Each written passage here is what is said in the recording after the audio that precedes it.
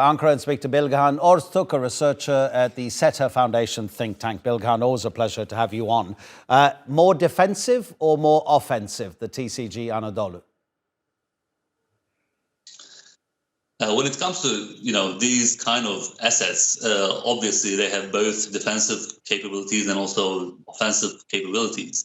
Of course, Turkey has a motto having peace at home and peace in the world, and it has no intention of being an offensive in any kind of engagement with other countries. Peace is always its first choice. These kind of military assets is about power projection. So if someday an urgency and a situation that Turkey needs to transform its forces in mainland to other areas and other geographies, it will be a force multiplier for Turkey.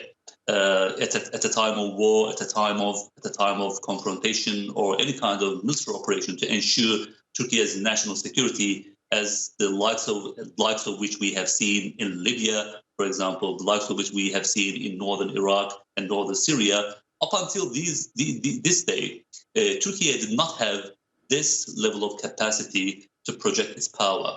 Turkey has also military base in overseas areas, such as one in Qatar and one in Somalia. So even projecting its military power, this far geographies, now it will be capable of projecting its military power if needs be. So you're kind of saying that the projection of power without actually having to use a vessel like the Anadolu in any offensive capacity actually works towards kind of confirming Turkey's foreign policy. Is that right? Just the presence of a vessel like that?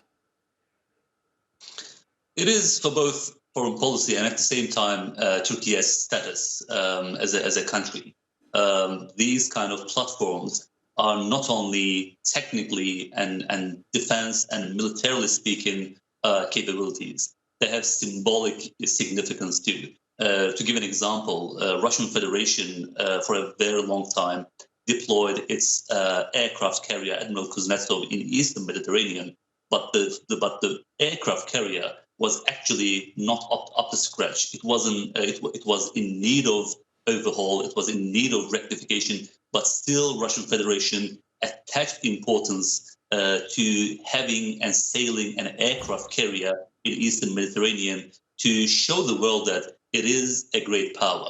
It signifies a status for any country who has an aircraft carrier, and this is, in the absence of a fully fledged aircraft carrier, this is the de facto aircraft carrier for Turkey, and it was meant to host F-35 aircrafts that would be purchased from the United States. But as the viewers are aware that Turkey was excluded from that project, and after that point, Turkish drone powerhouse rolled up its sleeves and changed and transformed this crisis into an opportunity, and rolled up its sleeves, and it came up with a unique design, unique concept of an armed drone, particularly for the use of this kind of carrier. Now, because of this crisis, and since Turkey turned it into an opportunity, now Turkey turned that into another success. Now TCG Anadolu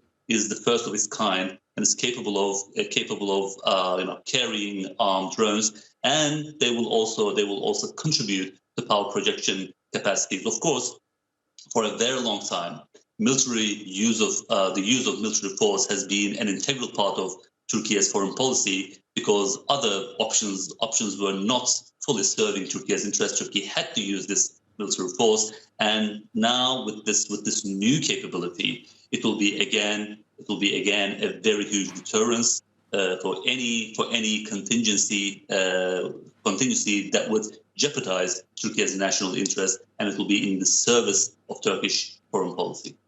Bilgehan Ozturk, thank you so much indeed for the analysis. Enjoy the rest of your weekend.